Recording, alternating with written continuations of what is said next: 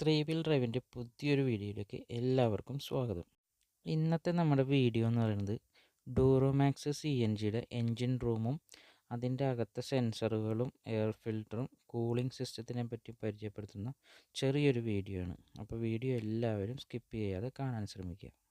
ആദ്യം നമുക്ക് engine room തുറന്നിട്ട് എൻജിൻ ഒന്ന് പരിചയപ്പെടാം. TVS കിങ് ഡൂറോമാക്സിൽ വരുന്നത് 225cc ലിക്വിഡ് കൂൾഡ് FI എൻജിനാണ്. പഴയ എഞ്ചിനെ നല്ല രീതിയിൽ മാറ്റം വരുത്തിയാണ് പുതിയ എഞ്ചിൻ നിർമ്മിച്ചിരിക്കുന്നത്. അതുകൊണ്ട് തന്നെ പഴയ എഞ്ചിൻ വന്നുകൊണ്ടിരുന്ന എയർ കൂളിംഗ് സിസ്റ്റം പൂർണ്ണമായും ഒഴിവാക്കിയിട്ടാണ് ലിക്വിഡ് കൂൾഡ് സിസ്റ്റത്തിലാണ് ഇപ്പോൾ എഞ്ചിൻ പ്രവർത്തിച്ചുകൊണ്ടിരിക്കുന്നത്. 200cc നിന്നും 225cc എഞ്ചിൻ്റെ പവർ കമ്പനി വർദ്ധിപ്പിച്ചിട്ടുണ്ട്.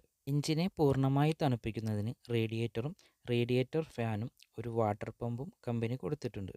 ഓരോ 40,000 കിലോമീറ്ററിലും കൂളൻ്റ് പൂർണ്ണമായും മാറ്റി പുതിയത് നിറയ്ക്കേണ്ടതാണ്.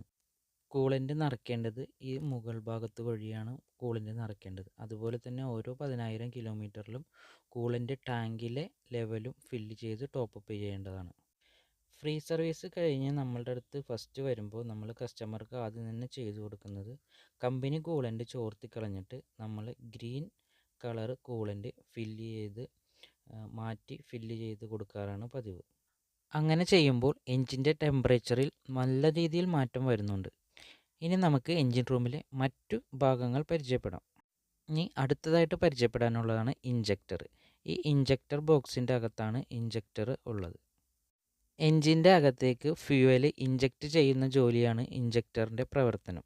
CNG LPG വണ്ടികളിൽ ഇന്ധനം ഇഞ്ചക്ടർ വഴിയും പെട്രോള് കാർബറേറ്റർ വഴിയുമാണ് CNG LPG വണ്ടികളുടെ എഞ്ചിനകത്തേക്ക് വരുന്നത്. ഇതാണ് പ്ലഗ് അഡാപ്റ്റർ ഊരിയാൽ കാണുന്നതാണ് പ്ലഗ്. ഇനി പ്ലഗ് വയർ നേരെ മുകളിലേക്ക് ചെല്ലുന്നതാണ് ഇഗ്നേഷൻ കോയിൽ. ഇതാണ് പ്ലഗിലേക്ക് കറണ്ട് സപ്ലൈ ചെയ്യുന്ന കോയിൽ. ഇതാണ് ISG കൺട്രോൾ യൂണിറ്റ്. ബാറ്ററിയിൽ നിന്നും പവർ എടുത്ത് എഞ്ചിനെ സ്റ്റാർട്ടാക്കുകയും ബാറ്ററിയിലേക്ക് ചാർജ് റീസ്റ്റോർ ചെയ്യുകയുമാണ് ഇവൻ്റെ പ്രധാന ജോലി. സെൽഫ് സ്റ്റാർട്ടാവാത്ത വണ്ടികളിൽ ഇവനാണ് യഥാർത്ഥ വില്ലനായിട്ട് വരുന്നത്. ഇനി അടുത്തതാണ് ECU. ഇതാണ് ECU. എൻജിൻ്റെ എല്ലാ കൺട്രോളിങ്ങും നടത്തുന്നത് ഇവനാണ്. ഏതൊക്കെ സെൻസർ എപ്പോഴൊക്കെ വർക്ക് ചെയ്യണം, എപ്പോഴൊക്കെ ഓഫ് ആവണം എന്നത് കംപ്ലീറ്റ് കാര്യങ്ങളും കൈകാര്യം ചെയ്യുന്ന യൂണിറ്റാണിത്. ഇതാണ് എയർ ഫിൽറ്റർ. എല്ലാ 40,000 കിലോമീറ്ററിൽ ചേഞ്ച് ചെയ്യുകയും സർവീസിൽ ക്ലീൻ ചെയ്ത് സെറ്റ് ചെയ്യുകയും ചെയ്യണം. ഇനി അടുത്തതായിട്ട് ഇതാണ് റെഡ്യൂസർ കിറ്റ്. ടാങ്കിൽ നിന്ന് വരുന്ന CNGനെ ആണെങ്കിലും LPGനെ ആണെങ്കിലും അതിൻ്റെ പവർ കുറച്ച് എൻജിന് ആവശ്യമായ പവറിലേക്ക് കൺവേർട്ട് ചെയ്യുക എന്നതാണ് അവൻ്റെ പണി. ഇനി അടുത്തതാണ് കാർബറേറ്റർ. ഇത് CNG LPG വണ്ടികളിൽ മാത്രമേ കാർബറേറ്റർ ഉണ്ടാവുള്ളൂ. പെട്രോൾ വണ്ടികളിൽ ഇഞ്ചക്ടർ മാത്രമേ ഉണ്ടാവുള്ളൂ. കാർബറേറ്ററിൽ വരുന്ന ഒരു സെൻസറാണ് TPS sensor, throttle position sensor. അതായത് ശരിക്കും പറഞ്ഞാൽ നിങ്ങളുടെ വണ്ടിയുടെ RPM കൺട്രോൾ ചെയ്യുന്നതും എൻജിൻ്റെ പവർ കൺട്രോൾ ചെയ്യുന്നതിനും ഒരു സെൻസറുണ്ട്. അതാണ് ഈ TPS സെൻസർ എന്ന് പറയുന്നത്. ഇനി ആ ഒരു സെൻസറും കഴിഞ്ഞാൽ അതിൻ്റെ തൊട്ടടുത്ത് തന്നെയുണ്ട് ഒരു മാപ്പ് സെൻസർ. അതായത് എയർ ഫിൽറ്ററിൽ നിന്ന് വരുന്ന എയറിൻ്റെ പ്രഷർ ഹീറ്റൊക്കെ സെൻസ് ചെയ്തിട്ട് ECMനെ അറിയിക്കുന്ന ഒരു സെൻസറാണിത്, മാപ്പ് സെൻസർ.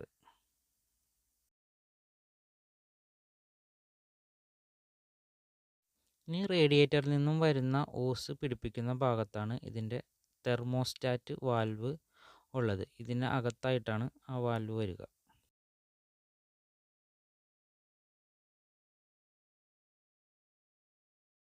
ഇനി അടുത്തതായിട്ട് കാണിക്കാൻ പോകുന്നതാണ് പെട്രോളിൻ്റെ സോളിനോയിഡ് വാൽവ്. നമ്മളവിടെ ഗ്യാസ്, LPG അല്ലെങ്കിൽ CNG പെട്രോൾ സ്വിച്ച് ചേഞ്ച് ചെയ്യുമ്പോൾ പെട്രോളിലേക്ക് ഓൺ ആവാനായിട്ട് ഈ സ്വിച്ചാണ് പ്രവർത്തിക്കുന്നത്. അതായത് ടാങ്കിൽ നിന്നും മുകളിൽ വരുന്ന ഓസിൽ വഴി പെട്രോൾ ഇവിടം വരെ വന്നിട്ടുണ്ടാവും. അപ്പോൾ നമ്മളവിടെ സ്വിച്ച് ഇടുമ്പോൾ ഇതിലൊരു ഇലക്ട്രോണിക്സ് വാൽവ് ഉണ്ട്. ആ വാൽവ് ഓപ്പൺ ആയിട്ട് പെട്രോൾ പുറത്തേക്ക് കാർബറേറ്ററിലേക്കുള്ള ഓസി കൂടെ പുറത്തേക്ക് വരും. അങ്ങനെയാണ് ഇതിൻ്റെ പ്രവർത്തനം നടക്കുന്നത്. ടാങ്കിൽ പെട്രോൾ ഇല്ലാത്ത കണ്ടീഷനാണെങ്കിൽ ടാങ്കിൽ നിന്നും വരുന്ന ഓസ് വിടിയിച്ചിട്ട് കുറച്ച് എയറും പെട്രോളും പുറത്തേക്ക് കളഞ്ഞതിന് ശേഷം മാത്രം കുത്തിയിട്ട് വേണം ഓണാക്കാൻ. എന്നാലേ സോളിനോഡ് വഴി പുറത്തേക്ക് പെട്രോൾ എത്തുള്ളൂ. ഇത് CNG ഡൂറോമാക്സിന് മാത്രമായിട്ട് ഉള്ളൊരു സിസ്റ്റമുണ്ട്. ഒരു ചെറിയൊരു യൂണിറ്റും കൂടി അവിടെ കൊടുത്തിട്ടുണ്ട്. അതായത് ഇഞ്ചക്ടറിലേക്കുള്ള പ്രഷർ അധികം ആകാണ്ടിരിക്കാനായിട്ട് അവിടെ ഒരു യൂണിറ്റും കൂടി കൊടുത്തിട്ടുണ്ട്. പിന്നെ നിങ്ങളുടെ BS6 വണ്ടിയിൽ ഏറ്റവും കൂടുതൽ വരുന്ന ഒരു കംപ്ലൈൻ്റാണ് ഇതിൻ്റെ സോക്കറ്റൊക്കെ ലൂസാവുക, ഷോർട്ട് വരിക, പിന്നെ ഇത് എവിടെയെങ്കിലുമൊക്കെ വയർ എറിഞ്ഞ് കട്ടാവുക, സ്റ്റാർട്ടാവാതിരിക്കുക. പിന്നെ ഇതാണ് മെയിനായിട്ട് ഫ്ലൈ വീലിൻ്റെ അകത്തുനിന്ന് തന്നെ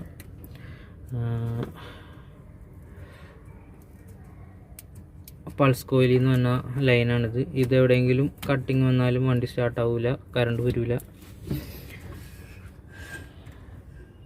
അപ്പോൾ ഇതാണ് ഇതിൻ്റെ പെട്രോൾ ടാങ്ക് വരുന്നത്. 2 ലിറ്റർ ടാങ്കാണ്. അപ്പോൾ അത്യാവശ്യം നമ്മൾ വല്ല വഴിയിൽ കിടന്നാലൊക്കെ നമുക്ക് കഷ്ടിച്ച് രക്ഷപ്പെട്ട് പോകാൻ പാകത്തിനൊരു ചെറിയ ടാങ്കാണത്.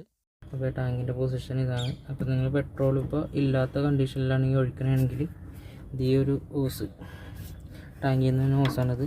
ഇത് ഇവിടെ ഊരി എയർ കളഞ്ഞതിന് ശേഷം വേണം പെട്രോളിലേക്ക് ചേഞ്ച് ചെയ്യാനായിട്ട്. എന്നാൽ മാത്രമേ ഇതുവഴി പെട്രോൾ പുറത്തേക്ക് വരുള്ളൂ. അപ്പോൾ എയർ ഉണ്ടെങ്കിൽ നിങ്ങൾ അവിടെ സ്വിച്ച് ഓണാക്കിയിട്ട് എത്ര അടിച്ചാലും വരില്ല. അപ്പോൾ ടാങ്ക് കാലിയാണെങ്കിൽ എപ്പോഴും ഒഴിച്ചതിന് ശേഷം ആ ഓസ് ഊരി കുറച്ച് പെട്രോൾ കളഞ്ഞതിന് ശേഷം മാത്രം സ്റ്റാർട്ട് ചെയ്യുക. അപ്പോൾ ഇതാണ്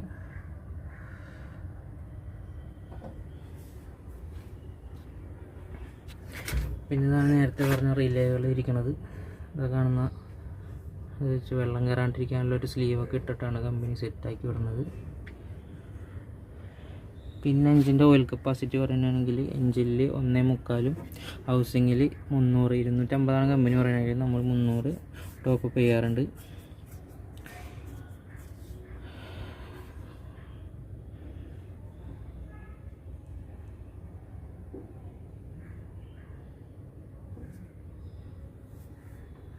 അപ്പോൾ ഇതാണ് ടെമ്പറേച്ചർ സെൻസർ. അപ്പോൾ ഫാനൊക്കെ വർക്ക് ചെയ്യാണ്ട് ഇരിക്കുന്ന കണ്ടീഷനിലാണെങ്കിൽ ജസ്റ്റ് ഇതൊന്ന് ഊരി നോക്കിക്കഴിഞ്ഞാൽ അപ്പോൾ തന്നെ ഫാൻ വർക്ക് ചെയ്യണം. അതാണ് ഇപ്പോൾ ഇതിൻ്റെ കണ്ടീഷൻ വർക്കിംഗ് വരുന്നത്.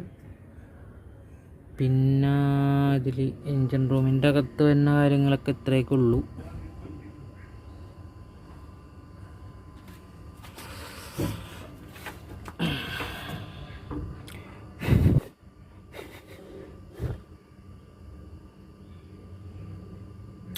പിന്നെ കൂളിൻ്റെ ടാങ്കിൽ ഏകദേശം 2 ലൈനുണ്ട്. ഇതാണ് മിനിമം, ഇത് മാക്സിമം. ഇതിൻ്റെ കാണാൻ പറ്റിയില്ല.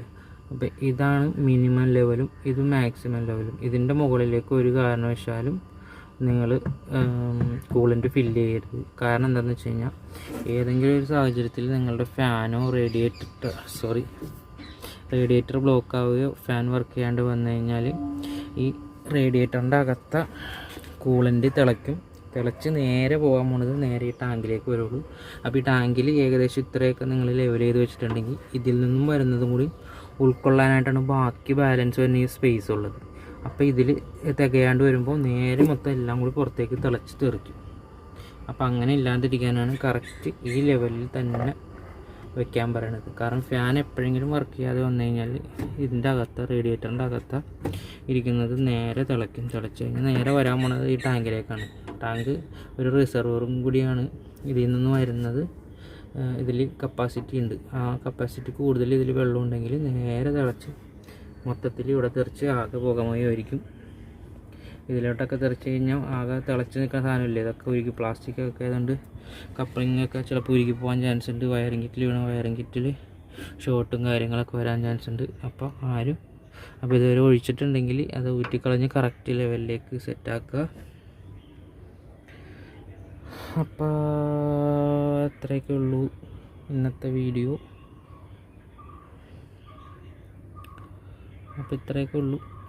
പിന്നെ ഇത് എയർ ഫിൽറ്റർ ചേഞ്ചിങ് ഞാൻ പറഞ്ഞെന്ന് തോന്നുന്നു. 40,000 കിലോമീറ്ററിൽ ചേഞ്ചിങ്, അതേപോലെ തന്നെ കൂളൻറ്റും എല്ലാ 10ലും ടോപ്പപ്പ് ചെയ്യുക. അതുപോലെ തന്നെ കൂളൻ്റ് ടോപ്പപ്പ് അതായത് ചെക്ക് ചെയ്യണം എങ്ങനെയാണെന്ന് വെച്ച് കഴിഞ്ഞാൽ ഈ ടാങ്കിലെ ലെവൽ മാത്രം നോക്കിയിട്ട് കാര്യമില്ല, ഈ ഗ്യാപ്പും കൂടി അത് തണുത്തിരിക്കുമ്പോൾ വേണം നോക്കാനായിട്ട്. ഈ ഗ്യാപ്പ് ഊരി നോക്കിയിട്ട് ഈ ടോപ്പിൽ കൂളൻ്റ് ഉണ്ടാകുന്നുള്ളതും കൂടി നോക്കണം. അപ്പോൾ ഇവിടം വരെ കൂളൻ്റ് ഉണ്ടാവും, ഈ പച്ച കാണുന്ന വരെ ചുറ്റിനും ഉണ്ടാവും. ഇതിപ്പോൾ ചോർത്തിയേക്കണോണ്ട് ഇതിൽ ഇല്ല, നിലവിലും ഇല്ല.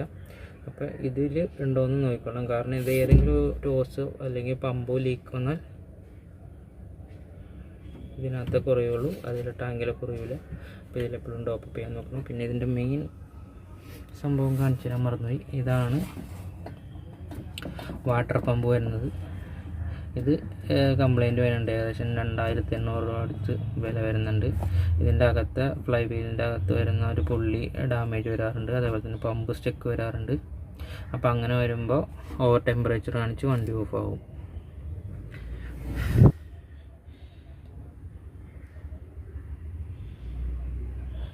പിന്നെ വണ്ടി സ്ലോ സ്പീഡിൽ നിൽക്കണില്ല എന്നുള്ള കംപ്ലൈൻറ്റ് ഉണ്ടെങ്കിൽ പിന്നെ ഹെഡിൻ്റെ കംപ്രഷൻ നോക്കുക. പിന്നെ ഇഞ്ചക്ടറിൻ്റെ സോക്കറ്റ് ലൂസ് ഉണ്ടോ എന്ന് നോക്കുക. സോക്കറ്റ് ലൂസ് ഉണ്ടെങ്കിൽ ജസ്റ്റ് ചെമ്പ് കമ്പി എന്തെങ്കിലും വെച്ചിട്ട് ടൈറ്റ് ചെയ്ത് കൊടുക്കുക. അപ്പോൾ ഇന്നത്തെ വീഡിയോ നമ്മളിവിടെ നിർത്തുകയാണ്. അപ്പോൾ എല്ലാവർക്കും എൻ്റെയും എൻ്റെ കുടുംബത്തിൻ്റെയും happy Christmas and happy new year. എല്ലാവരും പോയി അടിച്ച് പൊളിക്കുക.